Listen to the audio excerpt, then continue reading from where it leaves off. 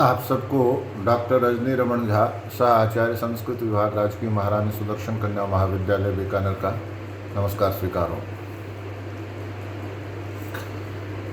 हमने व्याकरण में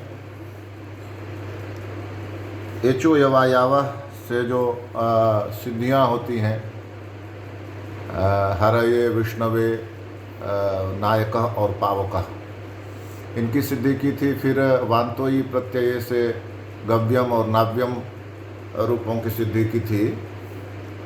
इसके बाद हम अब गुण संधि पर आते हैं।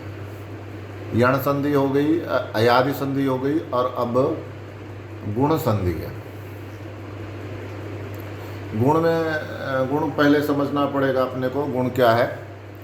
तो पाणिनि ने इसके लिए सूत्र दिया है अदेंग गुण। अदेंग गुण, अ द में एक ही मात्रा, ङ, क ख ग घ ङ और गुण, अदेंग गुण। अदेंग गुण का अर्थ क्या हुआ? अत और एंग। अत क्या है? अत कहते हैं अ को, तपरस तत्कालस्य, जो जिसके बाद में त होता है, अत है ना, तो वो अपने काल को, यानी कि ह्रस्व है तो ह्रस्व को बताता है, आत होगा तो दीर्घ को बताएगा, तो अत है तो ह्रस्व को बताएगा। तो अपने काल को, यानी कि ह्रस्व, दीर्घ और प्लुत को बताता है, जिसके आगे त लगा हुआ होता है, अत। तो अत का सीधा सा अर्थ आप समझ लीजिए, ह्रस्व अ। एंग क्या हुआ? ए ओ ङ, एंग है, ए ओ, यानी कि अ, ए और ओ, इन तीनों को क्या कहेंगे? गुण। क्या कहेंगे? गुण। इन तीनों को एंग, अ, ए, ओ, इन तीनों को क्या कहेंगे? गुण। तो इसी की संधि को अपन इस समय पढ़ेंगे। अ, ए, उण, नहीं, अ, ए और ओ, एंग, अदेंग गुण, इसकी सिद्धि पढ़ेंगे अब। तो इसके लिए सूत्र है आद गुण। कि आद गुण क्या कहता है? अ से परे यदि अच है तो उन दोनों के स्थान पर गुण एकादेश हो जाता है। तो जैसे मान लीजिए उपेंद्र है, उपेंद्र, तो उपेंद्र में उप प्लस इंद्र, उप जमा इंद्र, उपयोग इंद्र। उप के अंत में क्या है? उप, अ। उप के अंत में क्या है? अ है। और इंद्र के प्रारंभ में क्या है? ई है। तो उप, अ और इंद्र का ई, अ और ई मिलके क्या बनाएंगे? ए। कैसे? तो आदगुणा सूत्र कहता है कि अ के बाद यदि अच है, विशेष करके ई और ऊ के प्रसंग में, री के प्रसंग में है, ली के प्रसंग में भी हो सकता है, तो वे क्या हो जाएंगे? गुण हो जाएंगे। तो यहाँ पर उप प्लस इंद्र है, उप में उप के अंत में अ है और इंद्र में ई है, तो अ और ई मिलके क्या बनाएंगे? गुण। अब गुण में तो तीन है, अ, ए और ओ, तो क्या होगा? तो अ का उच्चारण स्थान है कंठ और ई का उच्चारण स्थान है तालु। तो इन दोनों का उच्चारण स्थान किस में है? ए में, कंठ तालु। ए दे तो कंठ तालु, ए दे तो, ए दई तो। ए और ऐ दोनों का उच्चारण स्थान क्या है? कंठ तालु। ए दे तो कंठ तालु। तो ए का उच्चारण स्थान कंठ तालु है, इसलिए अ का कंठ और ई का तालु भी इसमें आ गया। तो क्या होगा? ए। अ और ई के स्थान पर स्थानांतर तमः सूत्र से क्या होगा? ए। तो उप इंद्र, उप का अ ए में चला गया और इंद्र का ई ए में चला गया, तो उप इंद्र। अब ये जो ए है, बताया है आपको, भेजा है PDF में, देखिएगा। अब ये जो ए है, ए, ये उप के प में जाके मिलेगा तो पे हो जाएगा, उपे अंध्र उपेंद्र इति सिद्धम। इस प्रकार से किसकी सिद्धि हो जाएगी? उपेंद्र की सिद्धि हो जाएगी। इसके बाद है गंगोदकम। उपेंद्र किसको कहते हैं? उपेंद्र उप इंद्र, उपेंद्र। वामन भगवान थे ना, विष्णु ने वामन अवतार लिया था। छोटे इंद्र, इंद्र का छोटा भाई कहा जाता है वामन अवतार, उपेंद्र। इसके बाद उपेंद्र के बाद आता है गंगोदकम।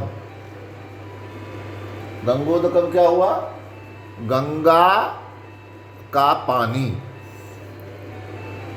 तो क नंबर पर इसमें हो गया गंगा और जमा यानी प्लस उदकम। गंगा उदकम, गंगोदकम। गंगा में क्या है? आ। उदकम में क्या है? उ। तो आद गुणा में कहा गया है अ के परे जो अच है, तो यहाँ आ है, गंगा आ। तो आपको कई बार बताया जा चुका है अ में आ भी है, प्लुत अ भी है, अ ह्रस्व अ दीर्घ यानी आ और प्लुत अ सब है इसमें, 18 भेद है। और अत जब कहा, त जब कहा अत, तब वहाँ पर अत अ जो है ह्रस्व अ होगा, आत होगा तो दीर्घ आ होगा। इसी तरह से इत होगा तो छोटी ई होगा, ईत होगा तो बड़ी ई होगा। अत और अ में ये अंतर है। अत में केवल अ, ह्रस्व अ, और अ कहने में 18 भेद, अ भी, आ भी और प्लुत अ भी। तो ये ध्यान में रखने वाली बात है। तो जब अ कहा कि अ के परे अच है, तो इसका मतलब आ भी है, तो आ के परे अच है। तो गंगा, गंगा में आ है, और आ के परे अच कौन सा है? ऊ। तो कहते हैं दोनों मिलके, आ और ऊ मिलके क्या बनाएंगे? गुण बनाएंगे, गुण, गुण। तो गुण तो अब 3 है, सूत्र का नाम है आद गुणा। गुण तो 3 है, अत यानी अ, ए और ओ। तो कौन सा गुण होगा? प्रश्न उठा कि कौन सा गुण होगा? तो यह कहा कि दोनों में स्थानांतर तमः, यानी कि आ का उच्चारण स्थान क्या है? कंठ। अ का उच्चारण स्थान कंठ है, तो आ का उच्चारण स्थान भी कंठ ही हुआ। आ का उच्चारण स्थान है कंठ। और उ, उदकम, उ का उच्चारण स्थान क्या है? उ। उपु पद्मानीया नाम ओष्ठौ, उ का उच्चारण स्थान है होठ, ओष्ठ। तो क्या हो गया? कंठ और ओष्ठ, तो दोनों मिलकर क्या हो गया? कंठोष्ठ। और ये कौन है? ओ। ओ होता है कंठोष्ठ। ये देतो कंठ तालु, ओ दोतो कंठोष्ठम। कंठ और ओष्ठ से बोला जाता है। हो गया? तो अब क्या होगा? आ और उ के स्थान पर कंठ और ओष्ठ से बोला जाने वाला ओ। तो गंग, ग, ग का संयोग और उसमें हलंत, क्योंकि उसका आ जो है वो ओ में मिल गया, और उदकम का भी ओ में मिल गया, तो उधर हो गया दकम। गंग ओ दकम, गंग ओ दकम। ओ अब किस में मिल गया? गंग में, गंग के गंग में मिल गया ओ, तो क्या बन गया? गंगो द क हलंत म, गंगोदकम। गंगोदकम हो गया। इस तरह से गंगोदकम रूप की सिद्धि हुई। इसमें 2 ही सिद्धियां हैं, एक तो उपेंद्र और एक गंगोदकम। तो इन दोनों सिद्धियों को हमने पढ़ा। इसको एक बार फिर से दोहरा लेते हैं तो अच्छा रहेगा। पहली बात हमने इसमें क्या समझी?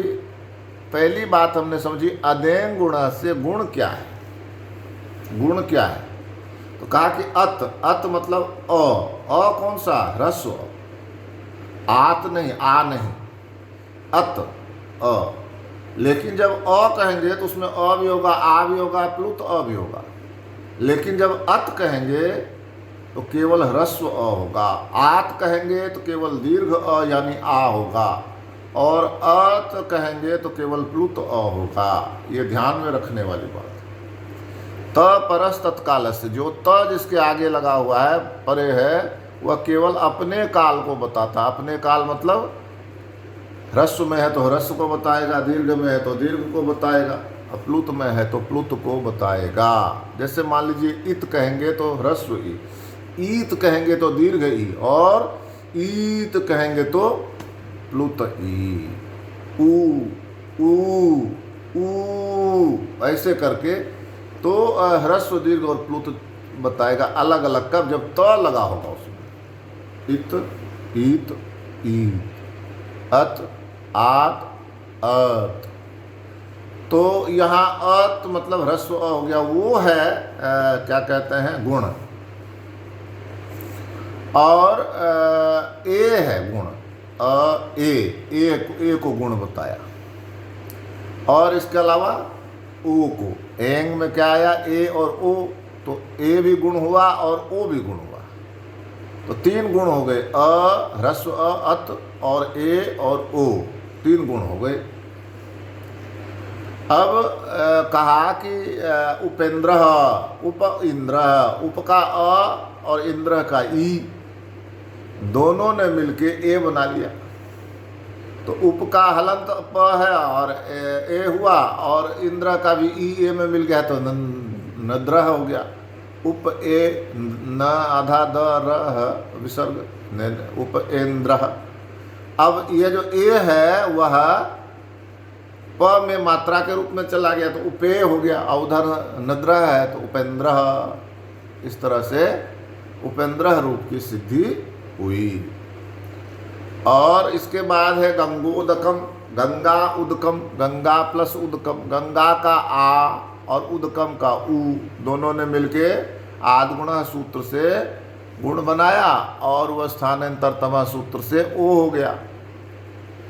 गंगा में आ कंठ का है, उ ओष्ठ का है, दोनों ने मिलकर कंठोष्ठम वाला ओ ले लिया, तो गंग ओ दकम, गंग ओ दकम, गंगोदकम। इस तरह से गंगोदकम रूप की सिद्धि हो गई। तो 2 रूपों की सिद्धि इसमें बताई गई, उपेंद्र और गंगोदकम। परीक्षा की दृष्टि से यह एक महत्वपूर्ण सूत्र भी है और इसकी सिद्धि भी महत्वपूर्ण है, दोनों ही।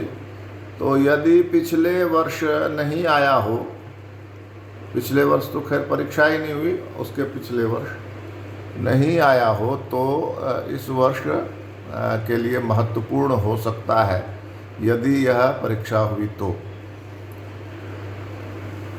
इसकी संभावना धीरे धीरे ख़त्म ही होती जा रही है।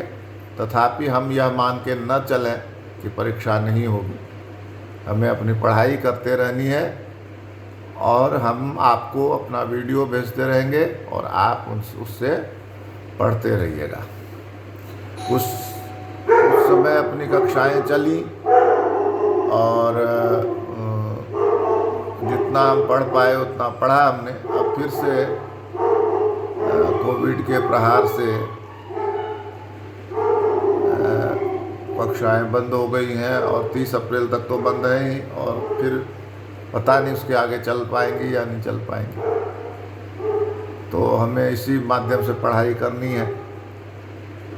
तो मेरा आप लोगों को आग्रह है कि ध्यानपूर्वक वीडियो को सुने, और यह जो आपको PDF के रूप में भेजा जाता है, कभी 1 पेज का, कभी 2 पेज का, कभी 3 पेज का, जैसा भी समय के अनुसार ठीक लगता है वो भेजा जाता है आपको, तो उसको भी देखें आप। इसको देखें, एक बार पढ़ें, फिर वीडियो देखें, फिर वीडियो और इसको दोनों को मिलाएं। वीडियो में जो बोल रहा हूँ मैं वो और ये मिलाएं, तो इससे आपको समझ में आने लगेगा। चूँकि अब कोई दूसरा उपाय नहीं है, इसलिए यही रास्ता है आपके पास, इसलिए इस पर बहुत ध्यान लगाएं और इसको समझने का प्रयास करें। धन्यवाद।